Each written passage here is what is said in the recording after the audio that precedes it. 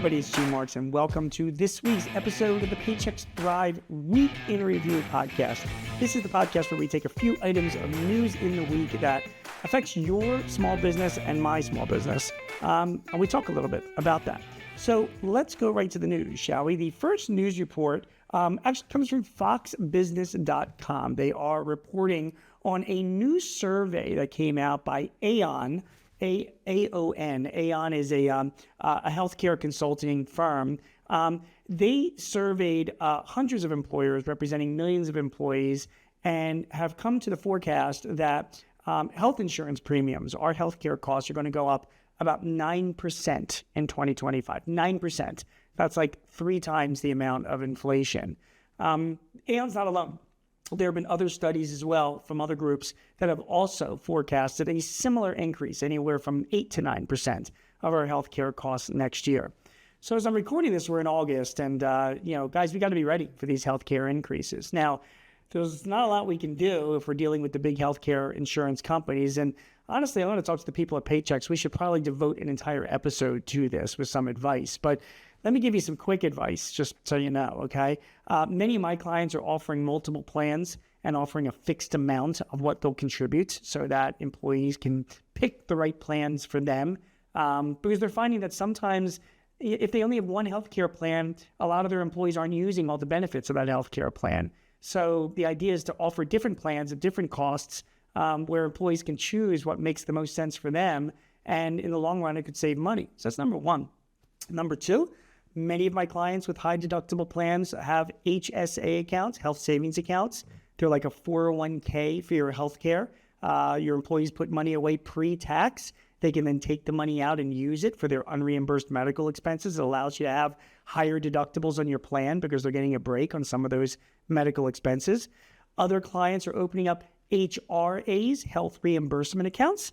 Those are also accounts that can be, in many cases, in lieu of your existing insurance or along with your existing insurance. And here, with HRAs, the very simplified version, you as the employer are contributing money to their HRA, and they're using that money to buy their own healthcare insurance, maybe on the healthcare exchanges, for example, or from an approved broker. That way you can better control your costs as well.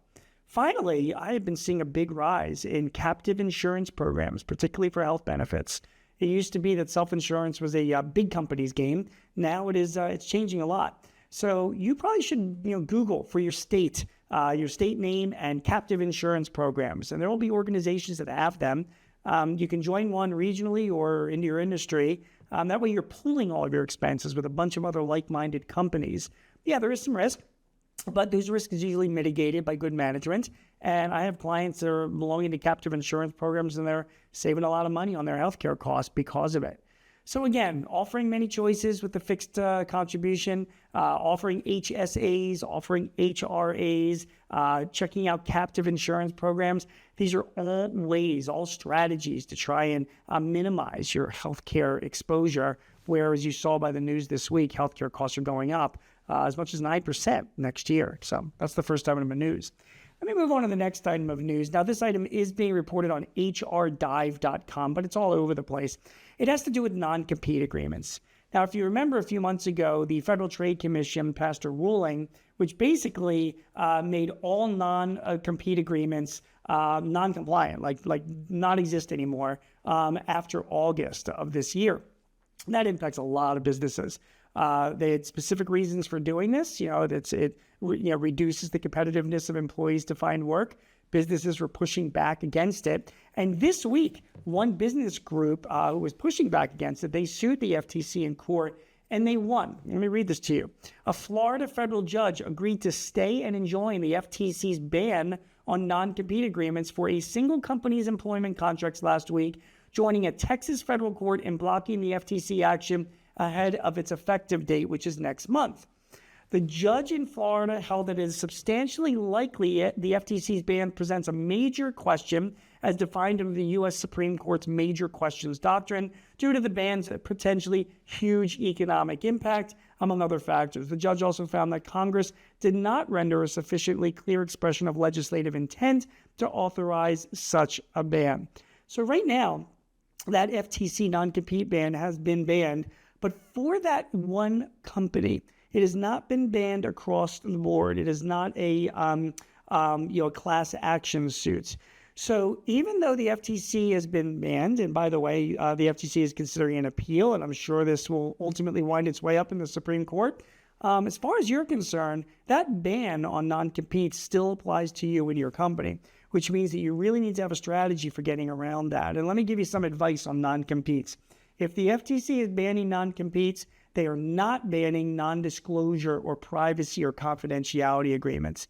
And let's face it, that's our biggest issue when somebody's leaving our company, right? They're going to leave our company and go to a competitor on the other side of town and bring our proprietary data with them. Well, if you can't stop them from doing that, at least leaving your company and working for a competitor, you can really step up your non-disclosure and your confidentiality agreements with your employees to really make sure it is ironclad clear that if they use any of your proprietary data, customer list, information from your company, and you get wind that that's being used as a competitor because of them, that would be a very, very big issue. So just want to be clear. Although non-compete agreements are still banned for just about every company other than this one company in Florida, and it might be overturned at some point, right now it's in effect. It's fine. Just take the opportunity to really step up your non-disclosure, your NDAs, they're called, or your confidentiality agreements. And I think that will provide enough protection for you, even if this ban stays in place.